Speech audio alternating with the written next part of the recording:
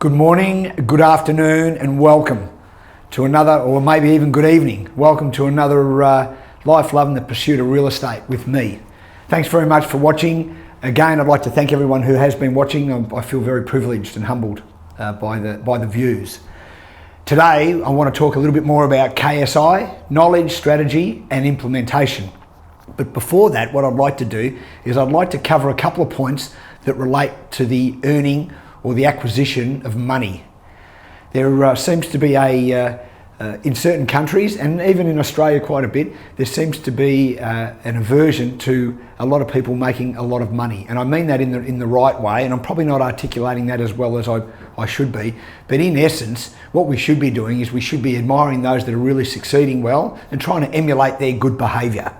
And over the period of the year, the last sort of 20 years, what I've learnt, as I've mentioned before, is money gives you freedom, freedom gives you choice, and choice, not chance, determines your destiny.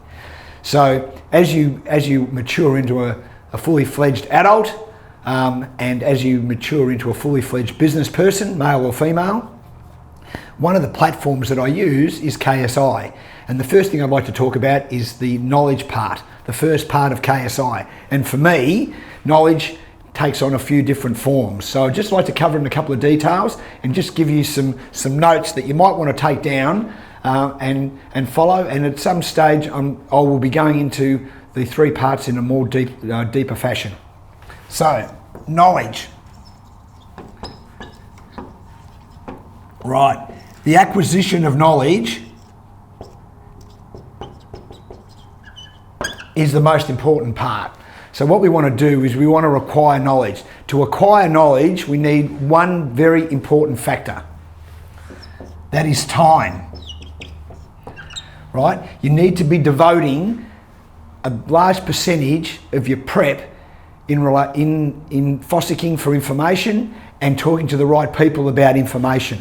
So in the acquisition of knowledge, time is the most important factor. The second most important factor is who you gain the information from and where you gain it from. So, who and where. Two very important factors.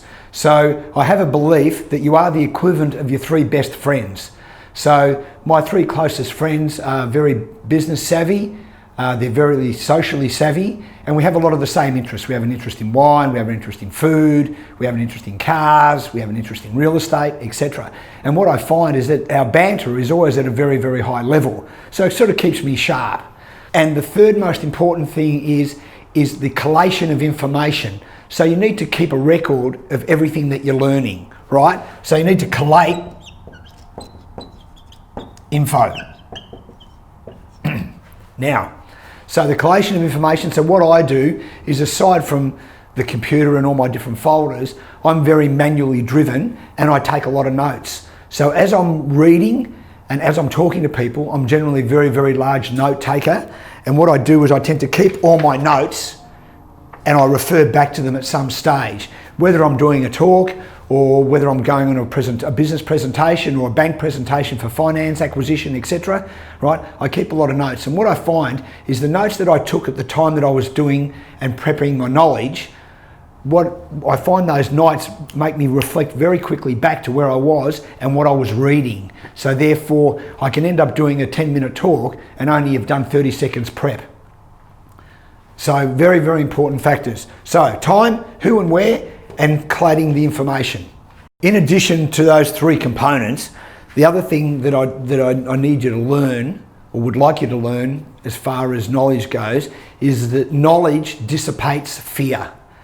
So the more knowledge you have, the less fear reigns. And generally speaking, very confident salespeople in no matter what genre of business are successful due to the fact that they have a very good product knowledge. So it tends to just roll off the tongue. Doesn't sound too slick and too salesman-ish or saleswoman-ish, for the want of a better term, but it sounds pure and it sounds sincere. So sincerity is very important, but sincerity comes when you know your product really well, because it just tends to flow off the tongue.